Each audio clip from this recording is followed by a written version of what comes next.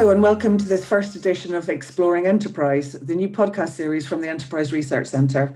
I'm Lee Hopley and I'm joined by Professor Stephen Roper, Director of the ERC, and Professor Mark Hart and Dr. Vicki Belt, both Deputy Directors at the ERC. The focus of the Centre's work and this podcast series is research into small and medium-sized enterprises, and we're kicking off with how businesses have fared over the past year during the COVID-19 pandemic. So, Steve, can we start with you, just to tell us a little bit about the ERC and the work that you do?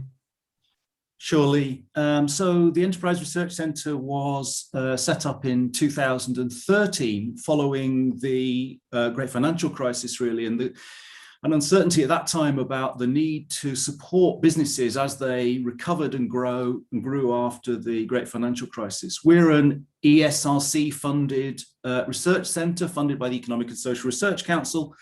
We also get a kind of significant amount of money from BEIS, from Innovate UK, from the British Business Bank, and from the Intellectual Property Office, all to support a programme of research around small business innovation, small business growth, and productivity.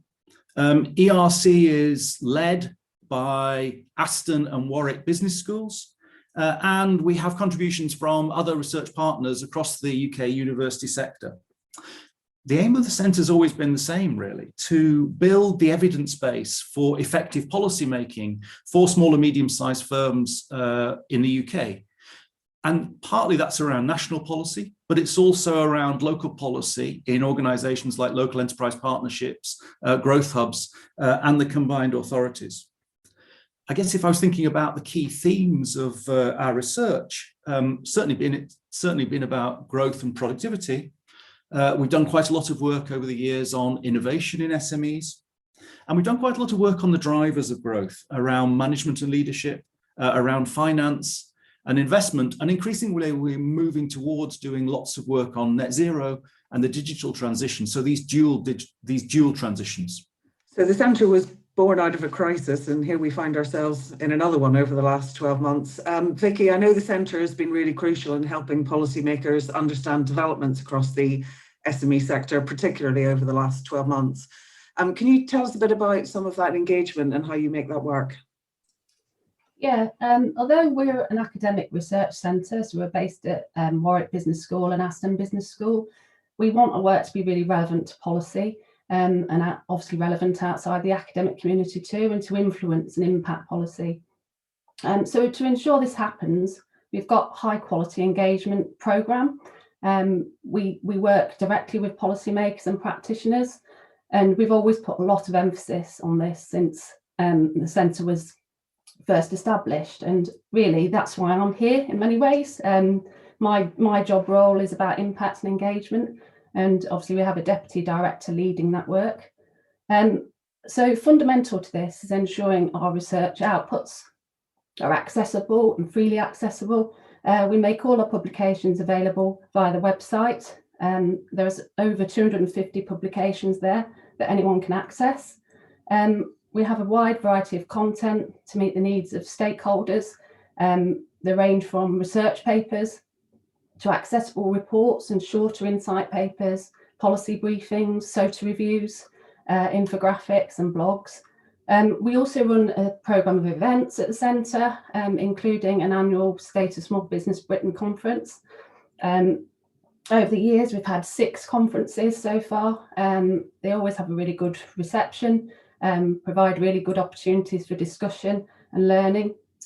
We spent a lot of time building strong networks with stakeholders and what we call soft engagement. So that's like regular responsive contact with stakeholders. And over time, this has evolved into almost daily contact, really, with stakeholders on a range of issues. And it's taken time, but we've built really good, strong, open relationships built on trust and responsiveness. And Mark, the ERC does a lot of co-created research. Can you tell us a bit about what that involves? Well, just picking up on what Vicki just been talking through, I think it's fair to say that, we don't just sit in splendid isolation.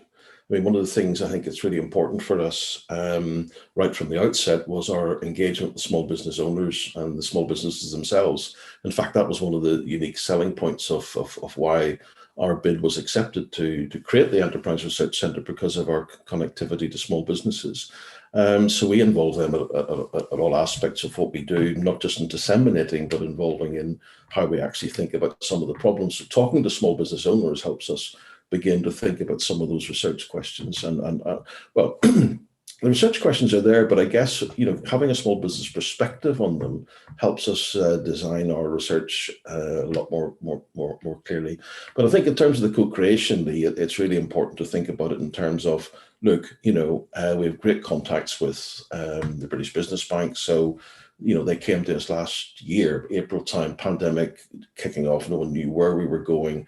What lessons can we learn from the great financial crisis? And, Steve and I have been busy working with them, thinking through some of the issues.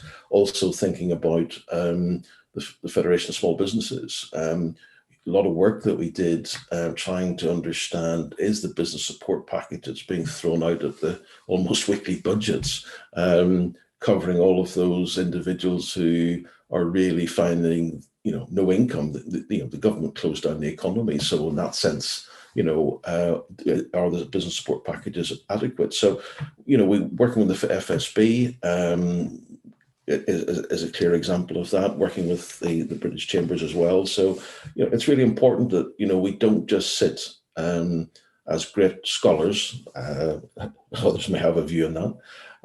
We just don't sit apart and have these wonderful thoughts. We actually are out there, as Vicki has indicated, in the trenches, thinking through what are the pertinent questions. And obviously the last year we've been in high demand, but one of our problems has been, and hopefully, we'll go on to this, is that we were set up to work with secondary data.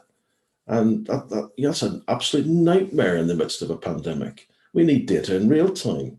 So we really have rolled our sleeves up, and I know perhaps Steve's been in the forefront of that. So, but co-creation is really what we do. We listen, we work together, and we work with Scottish Government, co-creating a project there in high growth firms, also in productivity, working with the Department for the Economy in Northern Ireland. Thank God we haven't been asked to answer any questions about the Northern Ireland Protocol, but no doubt that will come. But no, yeah, co-creation is what we're all about, because we don't have all the questions and we don't have all the answers yet. And it's not always easy, is it, this working in this way either? It's very time intensive, but we think it's worth it, obviously, for the results and the impact that we get on policy. But obviously we can get under pressure. There's sort of things come from all over the place sometimes with tight deadlines. It's difficult sometimes to keep up with the amount of change there's been in government and policymakers. There's been considerable staff churn over recent years, and obviously over the last year that's been a particular challenge. But overall, this way of working has really worked for us, I think, and we see the benefits. I think it's quite exciting as well, in the sense that we're working all the time with people whose problems we're trying to help them solve.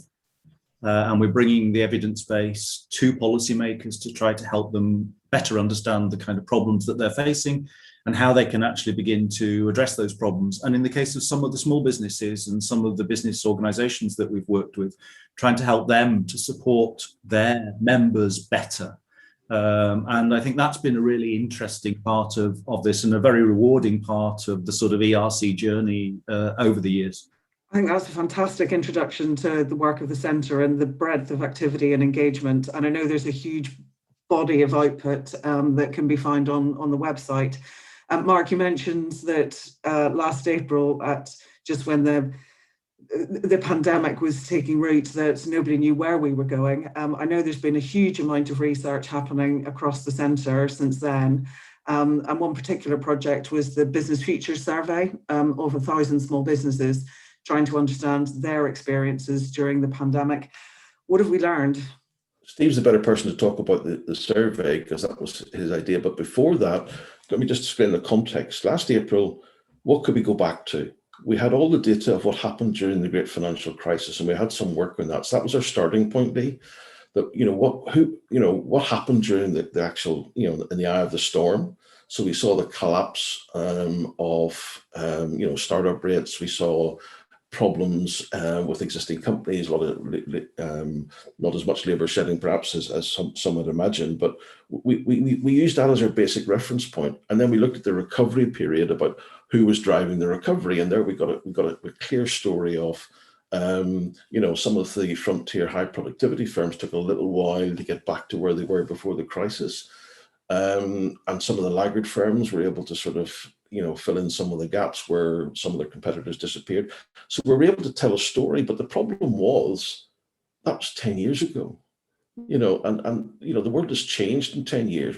We've got a whole Brexit tangled in with a pandemic. We didn't know what on earth was happening. So whilst we did all that work, I did a piece of work on the regional dimensions of that for the British Business Bank, but was that really helping them?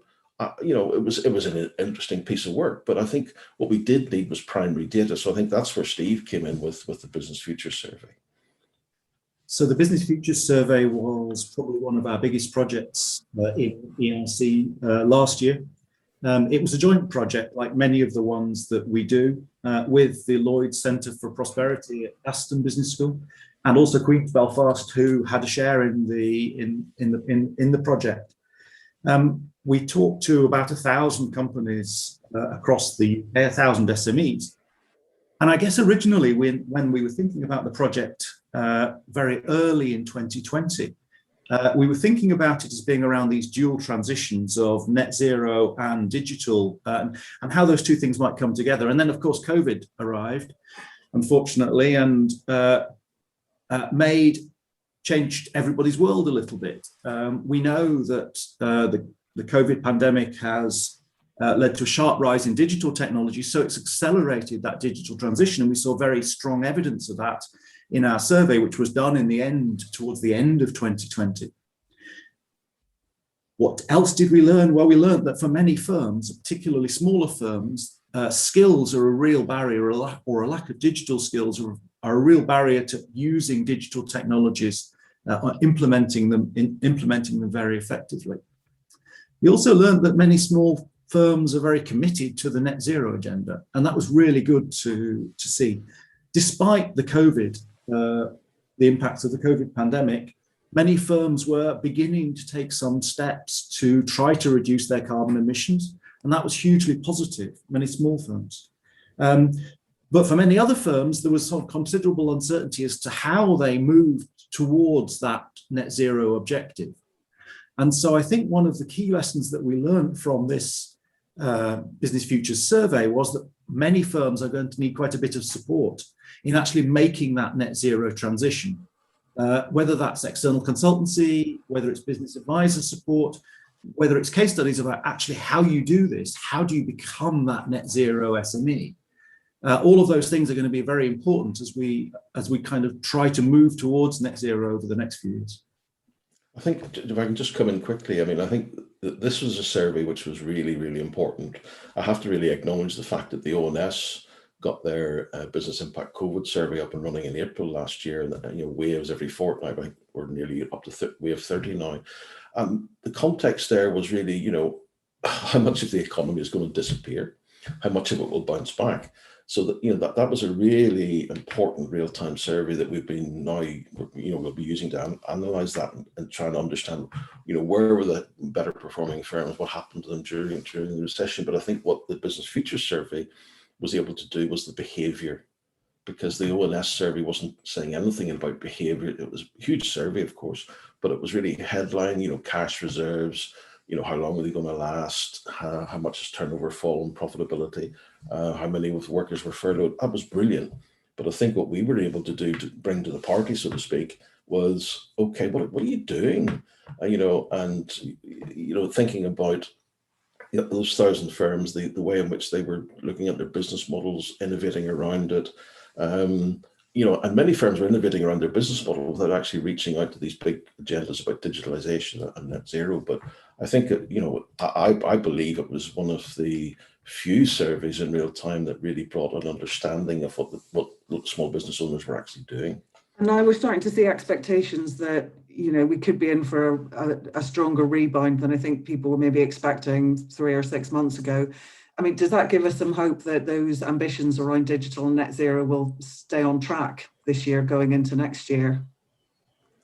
Well, sorry, if I can just come in, I know Steve, this is his patch, but the key thing for me was last year, we have to untangle the recovery from the pandemic in the context of the UK ending the transition period, and now we're in full Brexit 5th month down the road. And it's very difficult to be able to say we're rebounding after the pandemic because of another huge, asymmetric shock to the economy, in particular small businesses in the mix.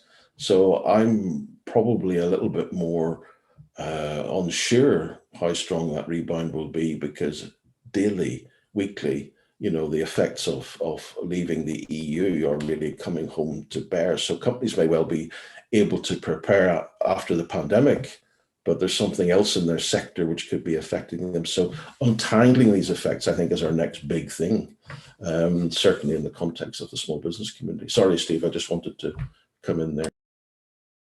It's fine, Mark, of course. I think, Lee, the answer is probably we don't know in essence, but there are certainly some positive signs.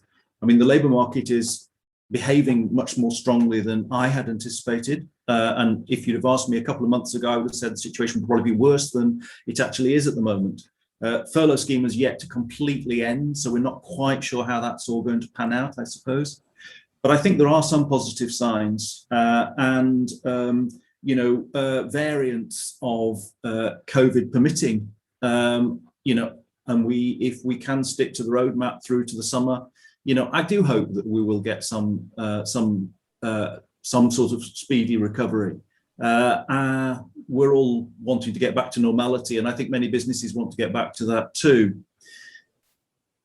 There isn't an upside to COVID, but the digital legacy of COVID will be substantial.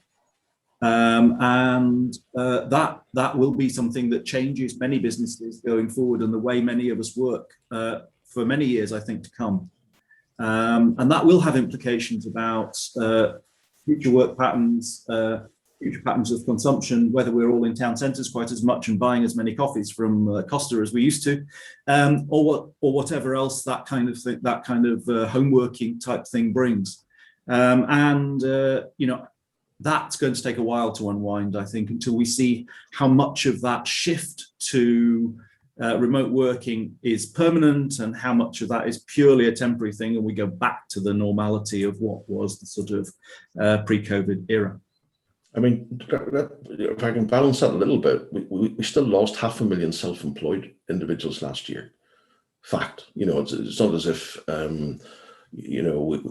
people, you can argue about what the reasons for that were, but, and I don't want to get involved in the politics of that, but that's just a simple context. We've lost 500,000 people who just had no income and they've drifted out of self-employment. What are they doing now? Question mark.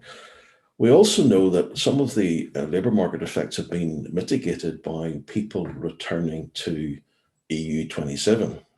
So we've had tens of thousands of people who are looking for work. So we need to unpick all of that to see what the effects are going to be. So that unemployment is probably lower than was predicted, forecast a year ago, absolutely for sure. But there's a whole set of reasons for that, which is more than just to do with businesses being more resilient through the pandemic. Today there are some really positive labour market statistics out from ONS, which shows employment is much more healthy than when we thought. So that's really encouraging, I think. But as you say, it's interesting to know who's recruiting, obviously, and what type of jobs they are, because I don't know what is possible to find from those statistics. I've only had a quick look this morning, but obviously lots of places are reopening at the moment. So perhaps that's not surprising that, there's been a bit of recruitment going on, but what type of jobs are they? Are they good quality jobs? As far as I understand, there's still a lot of youth unemployment. Young people are still suffering. So it's quite a mixed picture, I would say. A lot of young people have just postponed entering into the labour market. I mean, don't forget, we've got, 16-year-olds, 18-year-olds, 21-year-olds entering a labour market last summer, and we thought that the world was going to collapse because there was nothing for them to do, and that doesn't seem to have been the case. But again, we need to be thinking. We're sitting now in the third week of May, so we need to be thinking very carefully about what's going to happen over the remainder of the year. Turning to what I know is a big area of focus for the centre and has been since its inception, very much linked to the government priority of increasing R&D and innovation across the economy.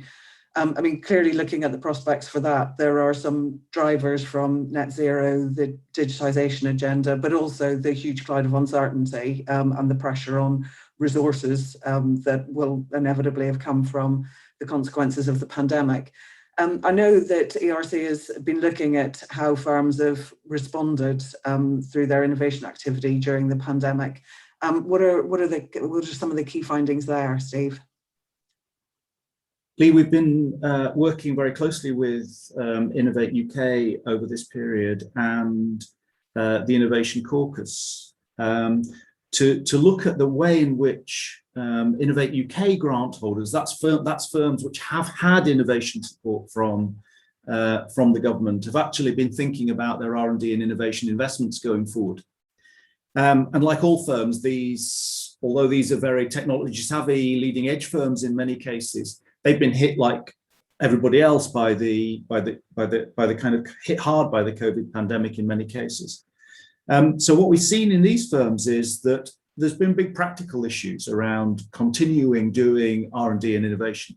Many of the labs, many of the testing centres were disrupted during lockdown. People haven't been able to go into the labs to do work. And so that's created some sort of temporary disruption and slowed down a lot of sort of R&D and innovation activity.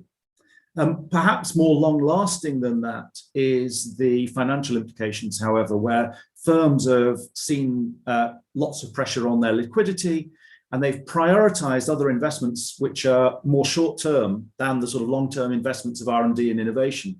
So they've been trying to stay alive rather than investing in the long-term future through R&D and innovation. So that's been the story of the last year, really. That as we expected to see, in a way, the crisis has led to sharp reductions in many firms in spending on R&D and innovation, and those look as if they'll persist for a little while. Interestingly, however, when we ask firms about what they see as the sort of medium-term future, perhaps 12 or 18 months out from here, they're a bit more optimistic. Over that period, they say, well, we're envisaging increasing our R&D and innovation spending. So maybe this is a positive signal. But of course, there's huge uncertainty out there at the moment. And so firms, like everybody else, are guessing a little bit about where they're going to be over that sort of time period. And just adding to that, Steve, I mean, don't forget, the loan repayments will be kicking in very, very soon over quarters 3 and 4 of 21. And, again, the outworking of that needs to be thought through as well. So there's a lot of issues here which we need to keep a very close eye on as a centre as we're beginning to look at our research. The COVID support, and it has to be said, I think the bill is now up to just under, £372 billion has been spent on COVID. I think the vast majority of that, certainly well over half, has been spent on business support, well in excess of 200 billion. But, it was loans, guaranteed or not. It's all got to come back to businesses to start the repayments. And, I'm talking to 1 or 2 businesses who have been cautious, knew it had to happen. They had the liquidity to get through the crisis, and, they factored it in. But how many businesses out there haven't got the sense to think it through in terms of proper cash flow forecasting? And that's basically a problem. I think that's absolutely right, Mark. And the sort of repayment periods and the grace periods with these loans are going to be critical, I think. And we're going to see a lot of businesses, I think, that some of these things as time passes. And we can't just look at 2020 in isolation. I mean, if I remember correctly, Steve, investment was falling anyway in 2019. It was down UK-wide, not just in small businesses.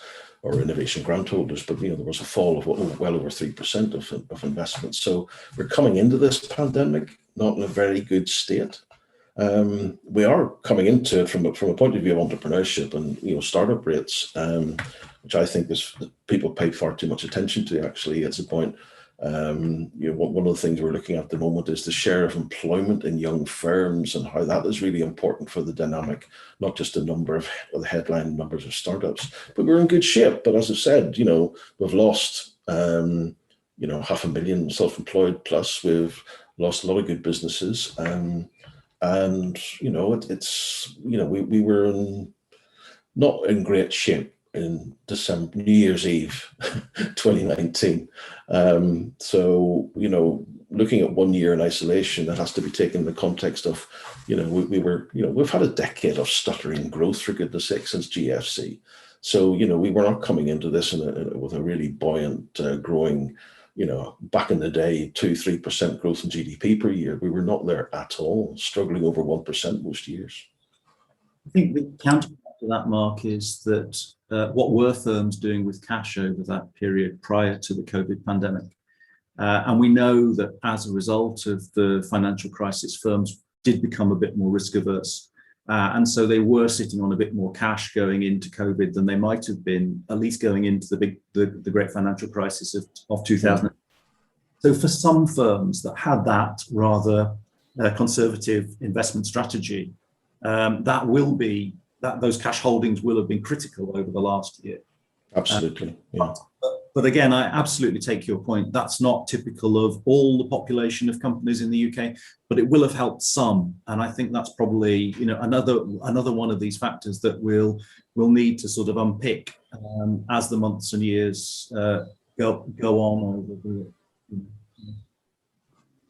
But it feels like the support for business can't really end when the economy finally unlocks. There's an awful lot more support of a different form that small businesses will need to sort of ensure that they're prepared for the future, improving productivity, looking at new markets, that type of thing. Policy will need to pivot essentially to a different kind of support for business. Would that be fair?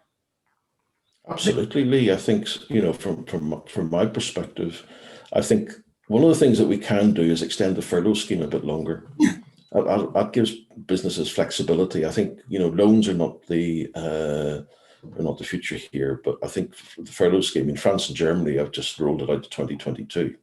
So there's certainty there for business to say, look, if you need it as you bounce back, that's there. The other thing I think, and it goes back to what Steve were talking about earlier, and indeed Vicki, in terms of the wellbeing agenda, we want something in return here for business support. It's not just about getting into export markets to seek out the opportunities as we've left the EU, but it's also about, the net zero agenda. Walk with us and we'll support you. So engage more actively in the net zero agenda and digitalization.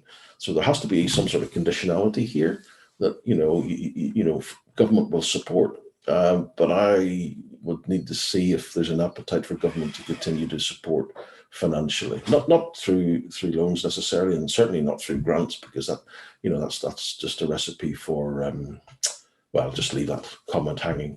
But I think there has to be some sort of in return for businesses, the private sector has to contribute to these bigger agendas. I mean, one of the other, I guess, big stories from the pandemic is the impact that it's had on individuals' mental health and well-being. And I know this has also been a focus of ERC research over the last 18 months. So how have businesses been dealing with that, Vicki? Yeah, I mean, obviously we know that the pandemic's had major implications for mental health, and that's been all over the news, and in some of that mental health in the workplace story too. And many SMEs are obviously still grappling with this and the implications in the long term. As well as having serious impacts on individual well-being, it obviously also affects business performance. We did a survey on mental health and productivity of nearly 2,000 firms in the Midlands just before the pandemic took hold in early 2020. And we found in that survey a clear association between mental health, sickness, absence, and lower productivity. So we know there's a clear link. But the picture with the impact of COVID is really complex, I think. There's a range of different experiences people have had due to their occupation that they're in, the sector, the personal circumstances, and it makes generalisation really difficult, I think. It's clearly been a stressful time for many business owners and also employees. So we've done some follow-up research on the impact of COVID-19 as well on mental health in the workplace. And we found in that work that COVID's brought a number of new triggers for mental health issues. Obviously remote working, isolation, the furlough scheme, which has obviously affected some of those that are on furlough, but also a problem with so-called furlough envy, amongst others that perhaps haven't been on furlough and feel maybe put on at work. And there's a whole complex web of problems, really, with some employees impacted more than others. There are obviously a whole set of issues for key workers as well, which are different again, who are very much people working on the front line. That's very different to somebody like me who's been working from home in a home office remotely. So there's a whole set of really complex issues, I think, that need to be unpicked. There's people in different groups that have been impacted differently. I think there's emerging evidence that young people, for example, have found this really difficult, and anybody who perhaps relied on work for more of a routine and as that routine's been broken, has found it difficult and with impacts on mental health. There's also those with school-aged children who had the pleasure of homeschooling whilst also trying to juggle work.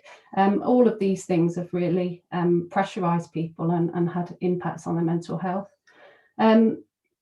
We've actually found in recent analysis that the proportion of firms that are reporting mental health sickness amongst their staff has actually gone down during the pandemic, which is maybe not what you'd expect. So we're doing work at the moment to sort of unpick what that might be.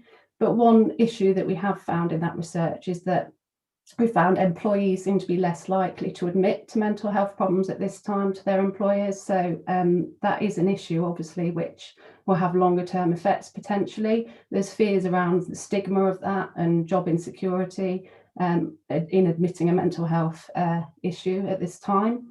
So there's a whole set of issues which we're doing ongoing research on. But there's a huge research agenda here, really, with obviously massive implications, both for well-being and for productivity.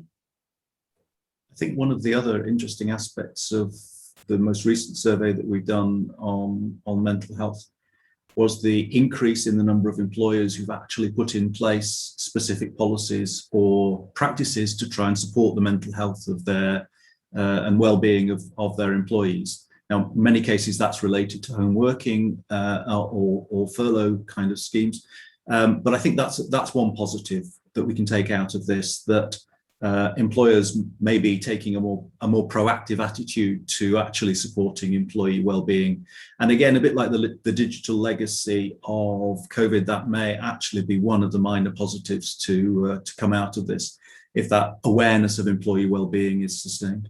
Yeah, definitely. I think that's a really encouraging finding that we've had from our recent survey work in this area, but the levels were still quite low in terms of awareness of schemes and initiatives. So I think there needs to be a bit more research about what kind of initiatives have been introduced exactly and how effective they are, and whether there's still that use of sort of national government or national charity support such as Mind. It's unclear whether it's driven sort of internally to the business and whether they're following the best good practice approaches or not. So this is something, again, we can do some further research to look into. I mean, this is such an important topic and one which I don't feel is often looked at through an SME lens. And you get the sense that this is going to be a legacy of the COVID pandemic. So, I mean, this just feels like such an important ongoing piece of research for the centre. I mean, I know one of the other things that the centre really focuses on is sort of drilling down into different constituencies of SMEs, so kind of understanding how different cohorts are performing and are sort of operating their businesses. I mean, if we can just look at a couple of those, starting with women's enterprise, and I guess there are some links to what you've just talked about, Vicki, in terms of different ways of working, caring responsibilities, which may have disproportionately affected women's enterprise over the last 12 months. And I know you've done some particular focus on that recently. What are some of the kind of key challenges and maybe opportunities that we've seen? Yeah, we know that women have obviously been disproportionately affected in terms of their mental health and also their work by the pandemic, and there's a number of reasons for that, and female-led businesses have particularly suffered.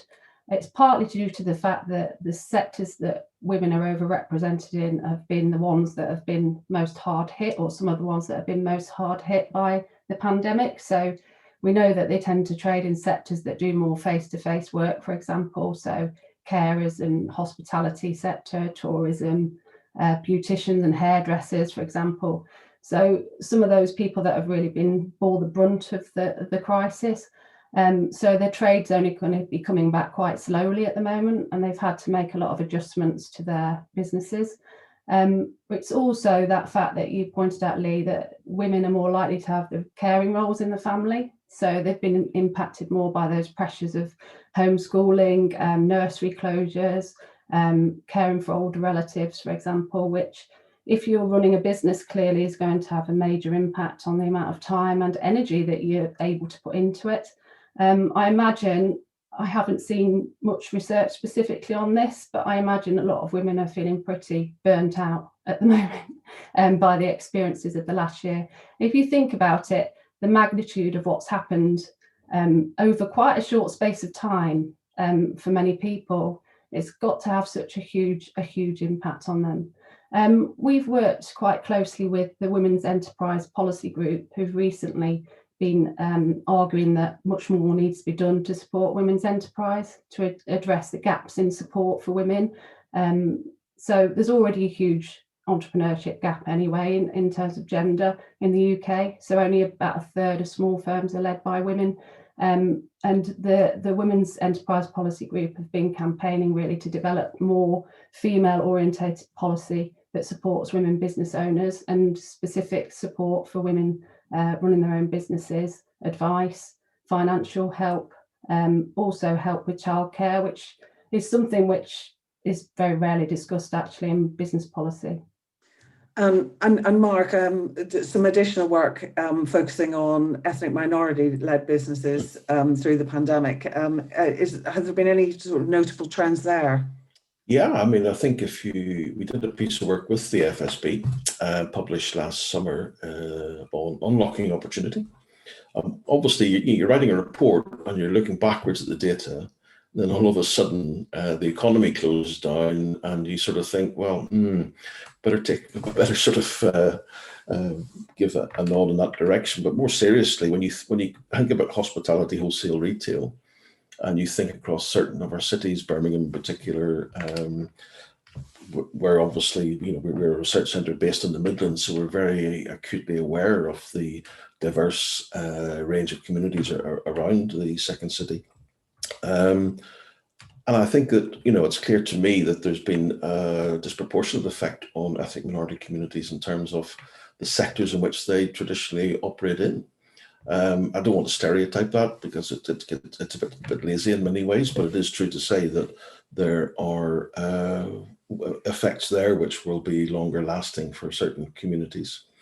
I think the other thing to balance that out is that we know from other research, this is one of the things that came through in the report was, ethnic minority communities, particularly immigrants, are more likely to be entrepreneurial, more likely to be creating wealth for themselves, their families, their communities, creating work for others, and also more likely to be innovative in what they're trying to do. So it's not just about those stereotypical, restaurants, retail, wholesale. There's other aspects of the economy as well, other sectors of the economy in which they're engaged in, where they tend to have, because of the sort of the global connections and reach they've got, they perhaps do tend to be a little bit more creative in their thinking. So that was one of the big things that came out of that. So I think they're a very important, they're a vital component of the UK economy, a critical component to certain city regions.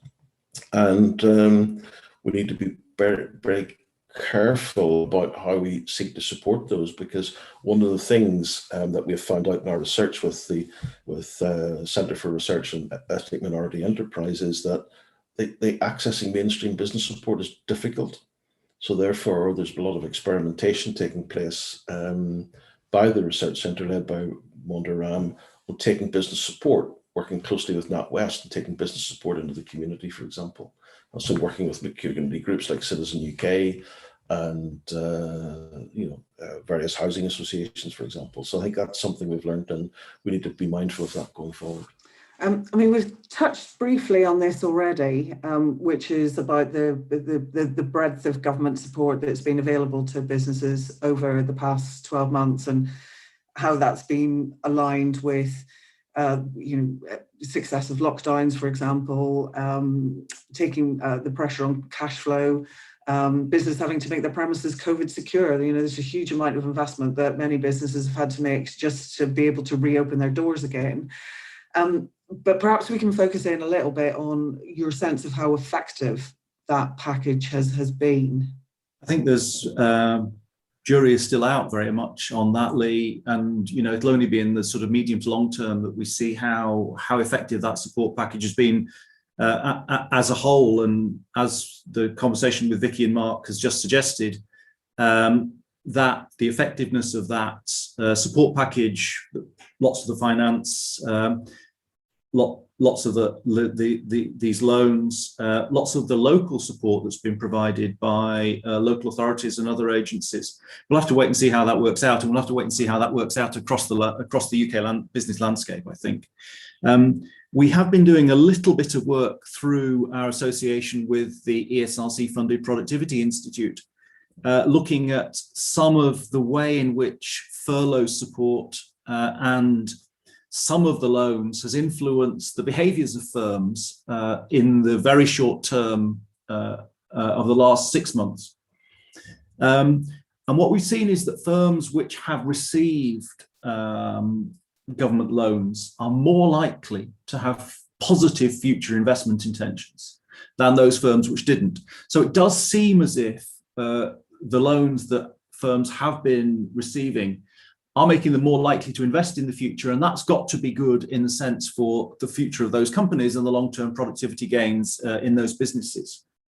And furlough itself also seems to be positively associated with increases in well-being among the workforces. Firms using furlough were less likely to report experiences of mental health, as Vicki was saying earlier. And even when we standardize for a lot of different characteristics, that's still the case. That could be because employees are not surfacing mental health difficulties, or it could be that furlough is actually having some positive effect on employee well-being. Employees, for example, could have used the furlough opportunity to build their human capital while they're at home, to take on board new training opportunities. I know my daughter was in that situation. She was furloughed for a couple of months, and she spent the time learning some new software for the job that she was going back to. So if that has been a general phenomena, that might have been had a positive effect on well-being. But again, I think it's very early days to be making any sort of broad assumptions about these kinds of things. The other element of this is that if you support poorly performing firms with loans, then you stand the chance of perpetuating those firms in the marketplace when they actually are not generating very much wealth for either their owners or their employees. I mean, we've talked about zombie firms in the past, and that might be one outcome of this kind of loan capital. So there's some positive messages here, but also some downsides. And I think it'll only be in the medium term that we see which of those actually comes out more positively or more strongly in the wash.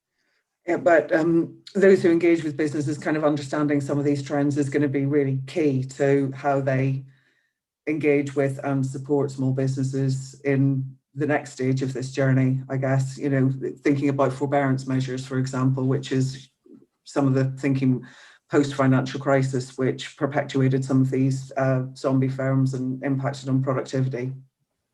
Yes, I think we're going to have to take a very much multi-level approach to this as policy advisors, looking both at what's going on within the firm and trying to help those firms build the capability and resilience to bounce back, but also having very much that sort of ecosystem perspective where we're looking at the mix of firms that we've got in the economy and actually taking quite an active view about thinking about what that means for the future. And indeed, whether as government or as agencies or as universities, we need to be behaving in particular ways with particular groups of companies to better support their recovery and growth. Well, just on that point, sorry if we're jumping in, Steve and Lee, but one of the big successes of our research centre, if you can ever judge us as having success, which we like to think we are very successful, is that since last summer, our research on leadership management, which Steve mentioned earlier, has actually been shaping Treasury thinking for the new programme that's been launched in March budget on Help to Grow Management.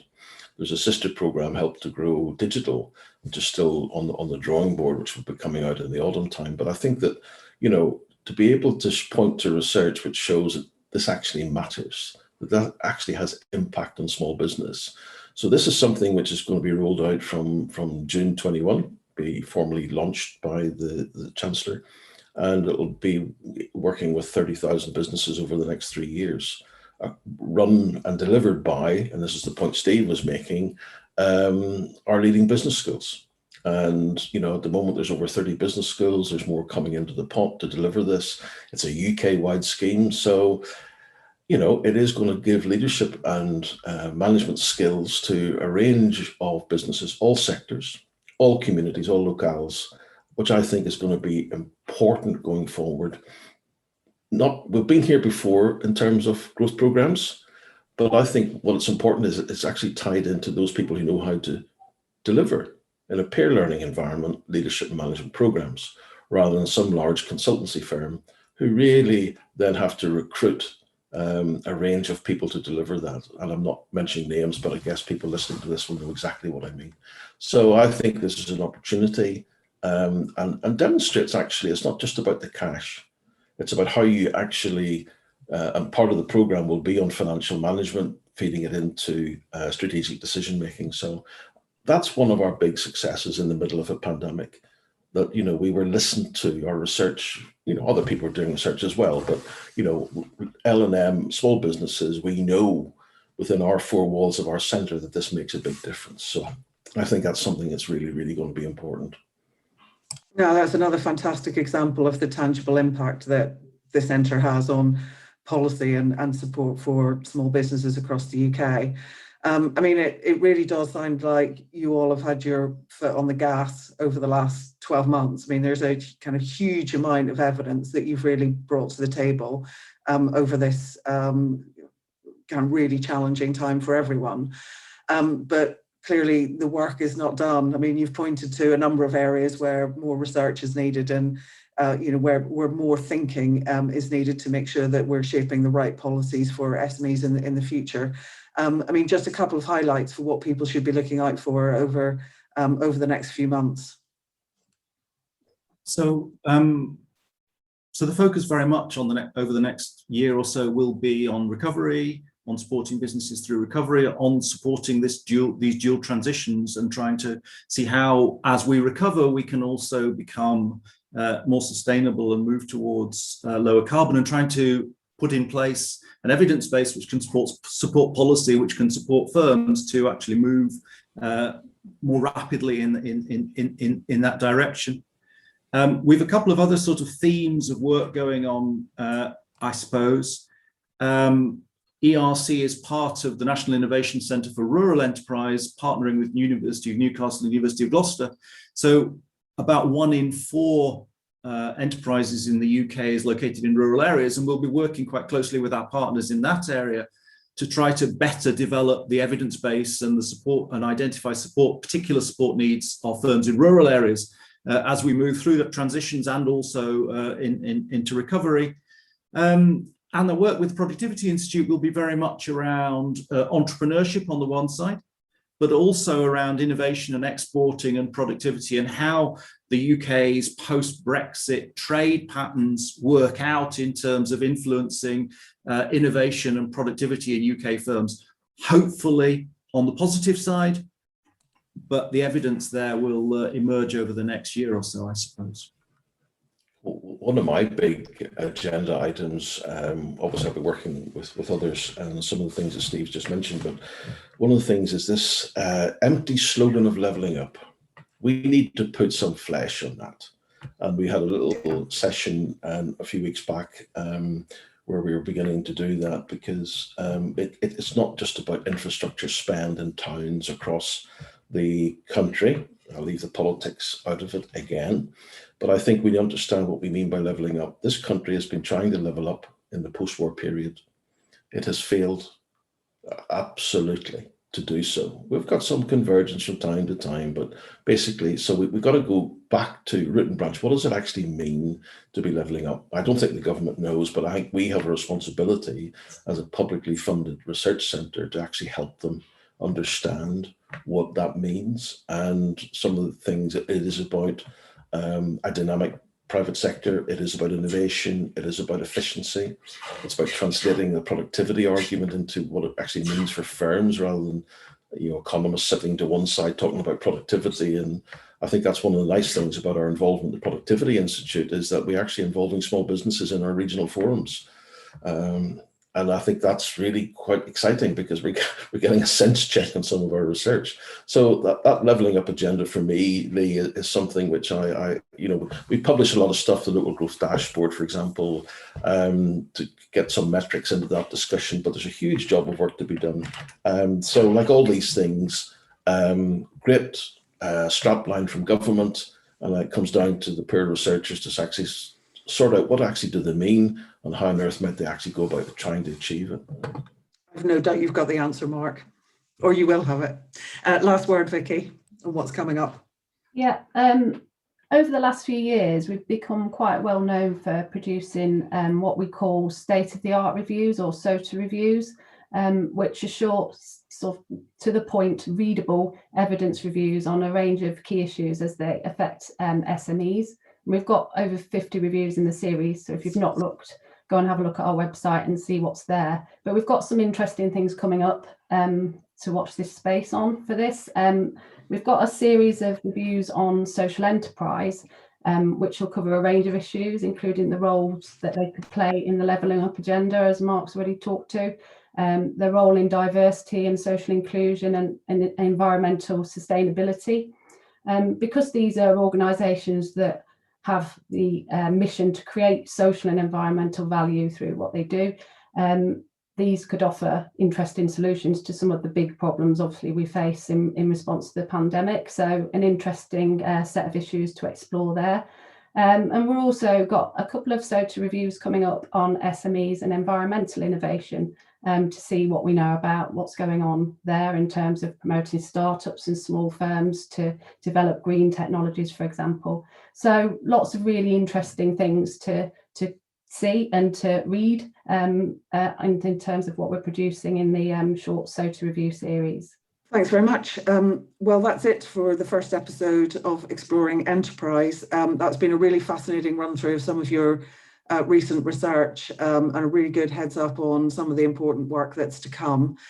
Many thanks, Steve, Mark and Vicki, for telling us about the research. Thanks for listening. We hope you enjoyed this first podcast from the ERC. If you want to find out more, you can find lots of this research on the ERC website, www.enterpriseresearch.ac.uk. Or if you like it in 280 characters, you can follow the ERC at ERC_UK. Thanks.